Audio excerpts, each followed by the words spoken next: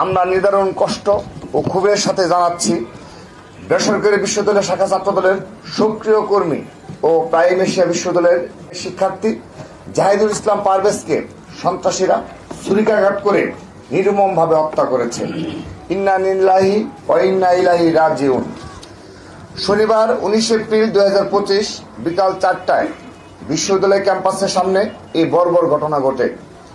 মরহুম জাহিদুল ইসলাম পারভেজ ময়মনসিংহ জেলার ভালুকা উপজেলার বিরুনিয়া ইউনিয়নের বাসিন্দা। আমরা মরহুমের পরিবার, আত্মীয় স্বজন ও সহপাঠীদের প্রতি সমবেদনা জানাচ্ছি। আমরা জেনেছি ঘটনার সূত্রপাত হয় যখন তিনি বিশ্ববিদ্যালয়ের আরো 2-3 জন শিক্ষার্থীদের সাথে বিশ্ববিদ্যালয়ের সামনে বসে সিঙ্গারা খাচ্ছিলেন।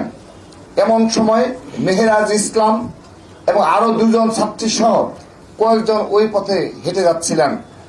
হঠাৎ করে তারা পারভেজকে উদ্দেশ্য করে, এদিকে তাকাচ্ছ কেন, এদিকে তাকালে চোখ তুলে নেব, এই ধরনের টিজিং ও উস্কানিমূলক বক্তব্য করতে থাকেন। পারভেজ জবাবে বলেন, কি দোষ করেছি ভাই। এতে তারা আরো উত্তেজিত হয়ে ওঠে। এক পর্যায়ে উভয় পক্ষের মধ্যে হাতাহাতি শুরু হয়।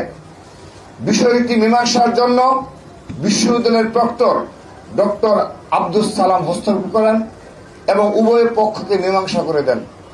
কিন্তু প্রচন্ড উচ্ছৃঙ্খল মেহেরাজ ইসলামগণ বিশ্ববিদ্যালয় কর্তৃপক্ষের করে দেয়া এই মীমাংসা মানতে অস্বীকৃতি জানিয়ে 10-15টি লাশ ফেলার হুমকি দিয়ে বহিরাগততা ডেকে নিয়ে আসেন এবং পারভেজের উপর পরিকল্পিত হামলা চালায়।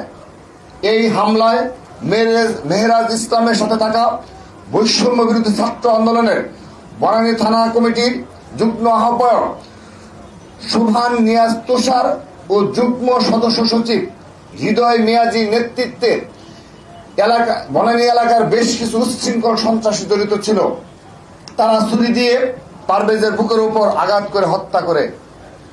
বিশ্ববিদ্যালয়ের প্রক্টরের মীমাংসার পর যখন সন্ত্রাসীরা হুমকি দামকি দিচ্ছিল, তখন শহীদ পারভেজ বিশ্ববিদ্যালয় কর্তৃপক্ষের কাছে নিরাপত্তা চেয়ে আকুতি জানিয়েছিল, কিন্তু কর্তৃপক্ষ বা প্রশাসন কোন ধরনের সহায়তা করেনি। আমরা বাংলাদেশ জাতীয়তাবাদী ছাত্রদল দৃঢ়ভাবে বিশ্বাস করি, পারভেজ ইসলামের উপর চালানো এই হামলা ছিল পূর্ব পরিকল্পিত, নতুবা তুচ্ছ একটি ঘটনার জেরে প্রক্টর কর্তৃক মীমাংসার পরও একজন মেধাবী ছাত্রকে প্রকাশ্যে বিশ্ববিদ্যালয়ের সামনে ছুরিকাঘাত করে হত্যা করার প্রশ্নই আসে না।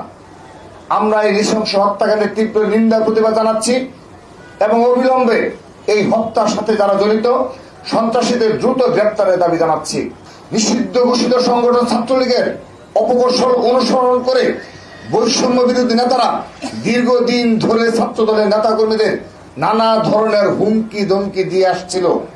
এরই ধারাবাহিকতায় একটি পরিকল্পিত চক্রান্তের অংশ হিসাবে ছাত্রদলকে নেতৃত্ব শূন্য করা এবং ছাত্রদলকে ভয়ভীতি দেখিয়ে এবং ছাত্রদলের রাজনীতিতে সক্রিয়ভাবে অংশগ্রহণকারী শিক্ষার্থীদের মধ্যে ভীতির সঞ্চার করতে তারা নানাবিধ ষড়যন্ত্রের কৌশল অবলম্বন করেছে। এই হত্যাকাণ্ডের বিষয়ে বৈষম্য বিরোধী ছাত্র আন্দোলনের ভেরিফাইড ফেসবুক পেজ থেকে অসমনীয় ভাষায় যে পোস্ট দেওয়া হয়েছে, আমরা তার নিন্দা জানাই।